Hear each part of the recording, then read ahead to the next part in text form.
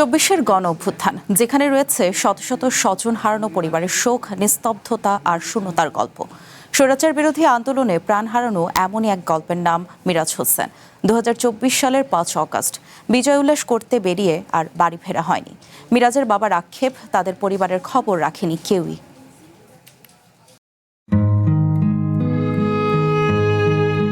সাজানো গোছানো এই ঘর যেন আটকে আছে 24-এই। থমকে থাকা সময়কে জড়িয়ে কেবলই শোক, যন্ত্রণা আর অব্যক্ত হাহাকার। ডেমরার পারডগাঁয়ের মধুবাগের এই বাসাতেই বেড়ে ওঠেন মিরাজ হোসেন।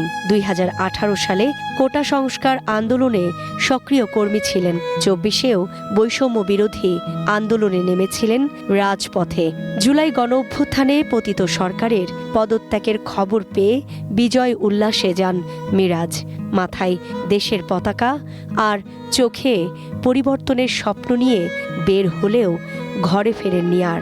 মিরাজের রক্তমাখা শার্টের গন্ধ নিতে নিতে দুঃসহ স্মৃতিচারণ করে।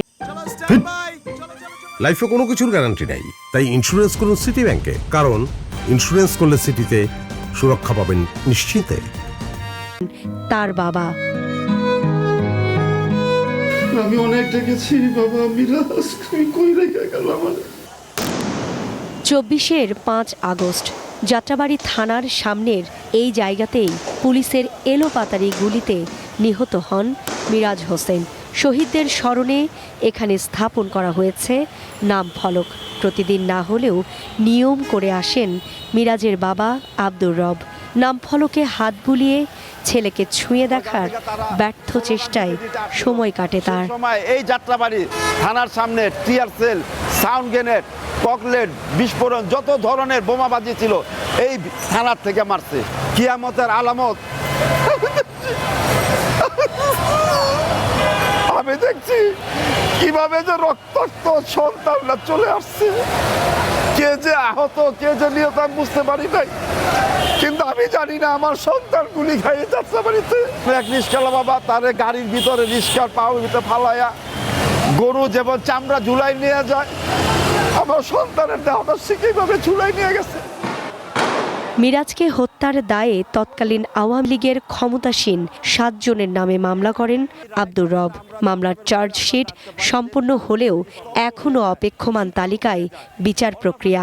আক্ষেপের সুরে বলেন, যাদের ডাকে মিরাজের মতো শত শত ছাত্র জনতা শহীদ হলো, তাদের কেউই শহীদ পরিবারের খবর রাখেনি। ওই সময় ওসি ছিলেন আবুল হাসনাত।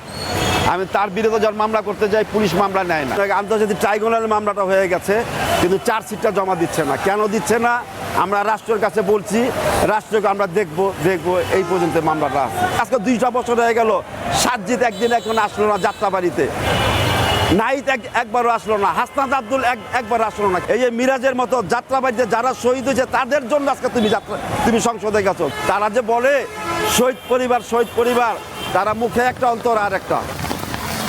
পরিবারের কাছে মিরাজ এখন শুধু শূন্যতার গল্পের নাম, যে গল্পে নেই শৈশব, কৈশোর, তারুণ্যের আবদার। যা আছে তা কেবলই প্রার্থনাই। আমার মিরাজের মতো যারা আরো যাত্রাবাড়িতে শহীদ হয়েছে সকল হত্যা।